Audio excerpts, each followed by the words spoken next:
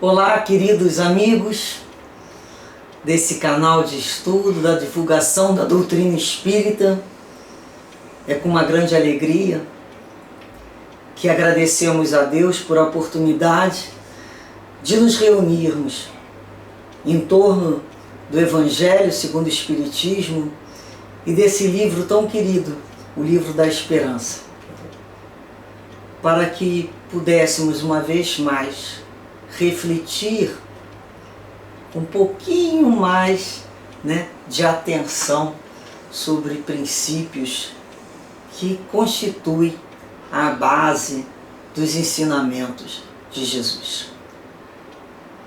Com a certeza das bênçãos de Deus, pedimos sempre o amparo e a proteção espiritual para todos nós nesses momentos de estudo, para as nossas casas, para os nossos amigos, familiares, para aqueles outros que sabemos ainda necessitados muito dessas vibrações, que Jesus possa envolver a todos com a sua luz, com o seu calor, com o seu amor. Hoje iremos fazer a leitura da mensagem número 3, que tem como título Na Construção do Futuro.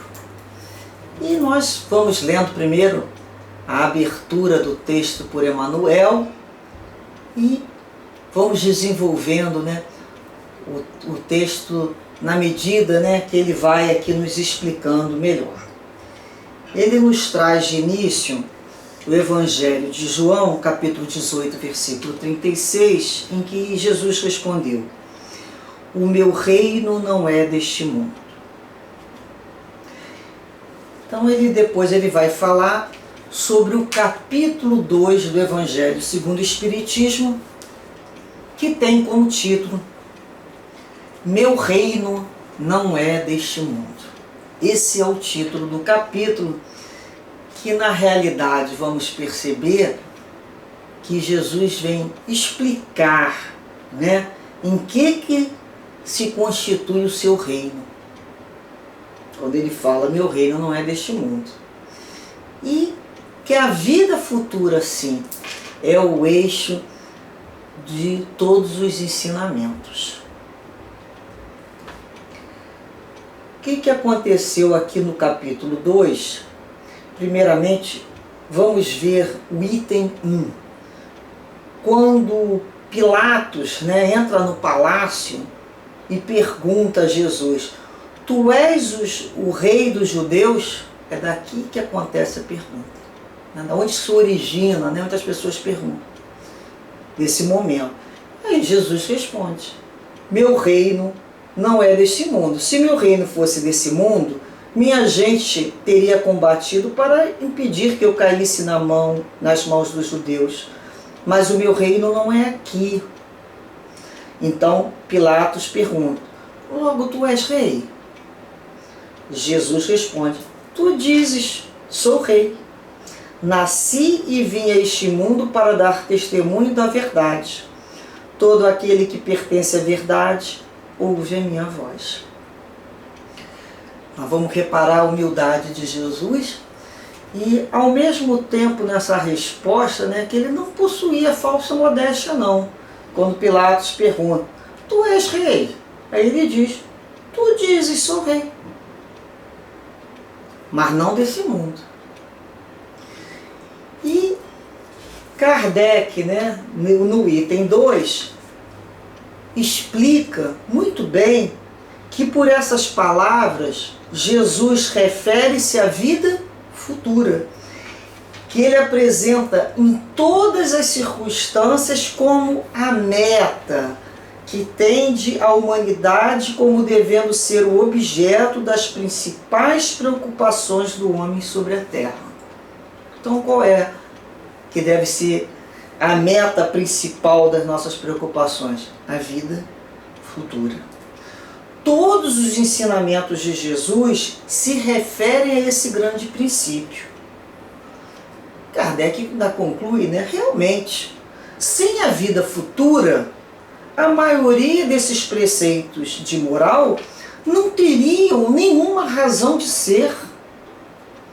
Eis porque aqueles que não creem na vida futura, imaginando que Jesus só falava da vida presente, não compreendem esses preceitos ou os acham ingênuos. Por que nós vamos perdoar? Por que nós iríamos fazer o primeiro movimento de compreensão se não entendêssemos a vida futura? Por que tudo aquilo que conquistamos, que estamos no labor, iremos dar continuidade numa outra vida?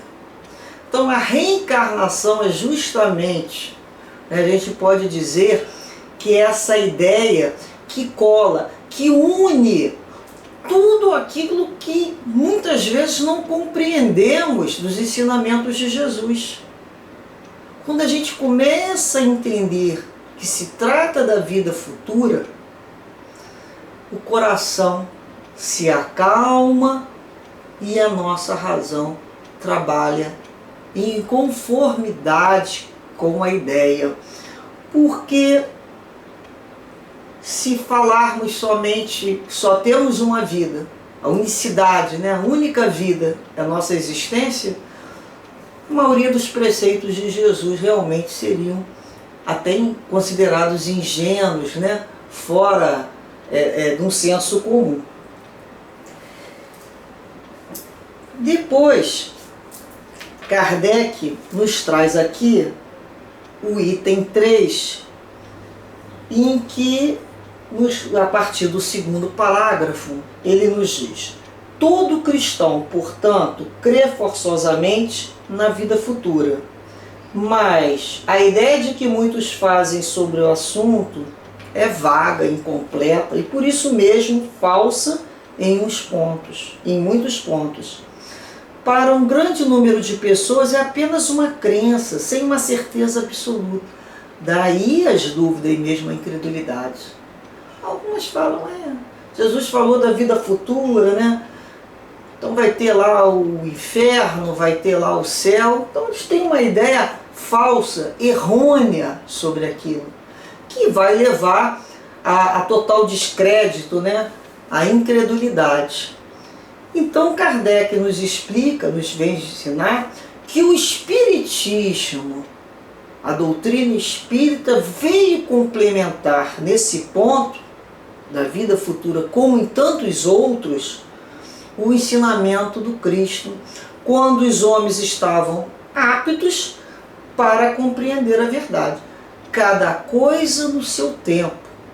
Não adianta muita luz para uma pessoa que se encontra cega, que aquilo no início, que ela abre a sua visão, vai ofuscar. Da mesma forma, né, as crianças se alimentam, né, de substâncias pastosas, líquidas, os homens mais sólidos. Então a cada tempo nós vamos recebendo de acordo com a nossa possibilidade de compreensão. Porque antes não seria possível. Então ele fala aqui, olha, com o Espiritismo a vida futura não é mais só um simples artigo de fé, está dito, nada disso, nenhuma hipótese, ela é uma realidade material demonstrada pelos fatos.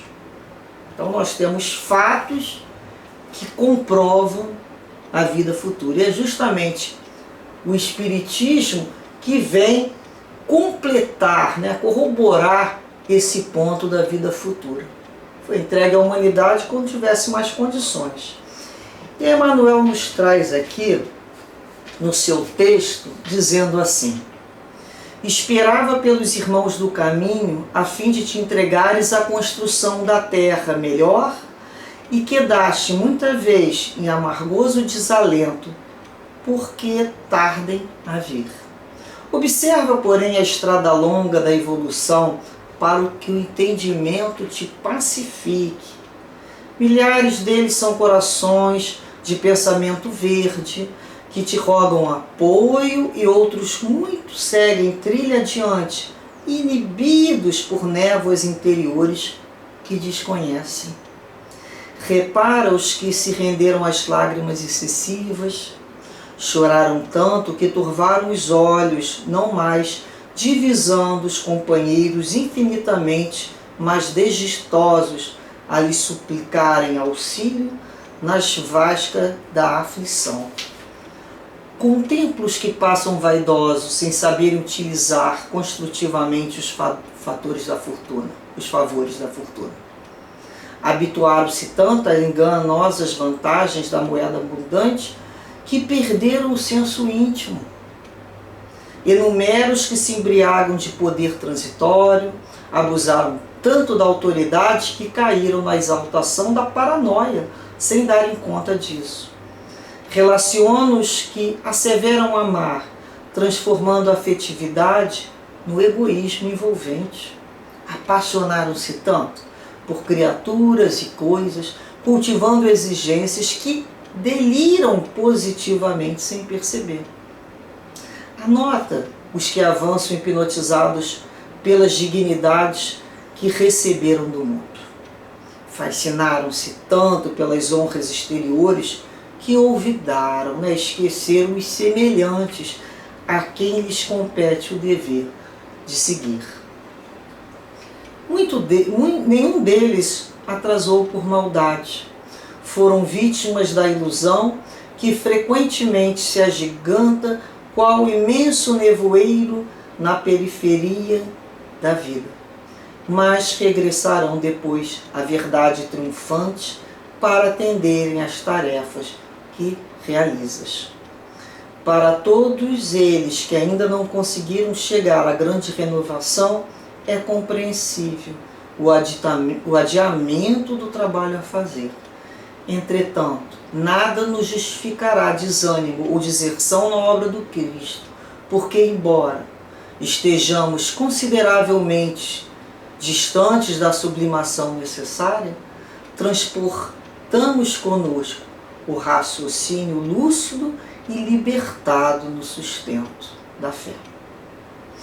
A todos esses que se iludiram, a misericórdia divina irá a todos atender com a reencarnação, a possibilidade de se reorganizarem, compreenderem o objetivo maior de todas e qualquer situações da vida, que é aprender a servir em nome de Jesus. Aprender com o Mestre, como amar, como conviver, como se dignificar e dignificar o outro. É com Cristo que vamos aprender. Por isso, às vezes, quando alguém fala, nossa, fulano me desiludiu, ou então, isso que eu vivi me deu uma desilusão, e comenta isso entristecido. Nós poderíamos dizer assim, agradeça a Deus pela desilusão que viveste, porque a própria palavra desilusão significa perder, retirar a ilusão, miragens, conceituações da própria criação mental. Quando a própria personalidade se apaixona por ela mesma, através do outro, através das situações transitórias.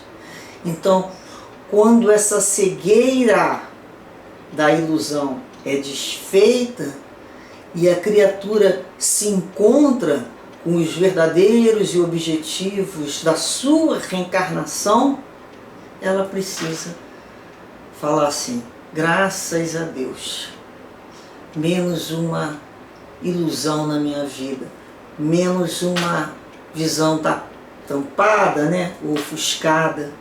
Graças a Deus, hoje já podemos compreender essa situação com uma maior abrangência. Não é assim? Então, feliz daqueles que já estão ao longo da vida se desiludindo, até com as suas próprias pretensões. Entregamos tudo a Jesus, para que cada vez Ele nos ensine, nos fortaleça na nossa fé, nos sustente e nos faça perceber em todos os gestos mínimos cada dia a importância da vida, a importância do nosso comprometimento com as lições de Jesus.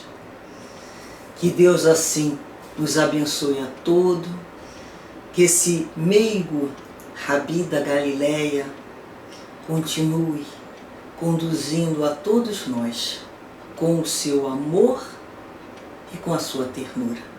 Muita paz aos nossos corações.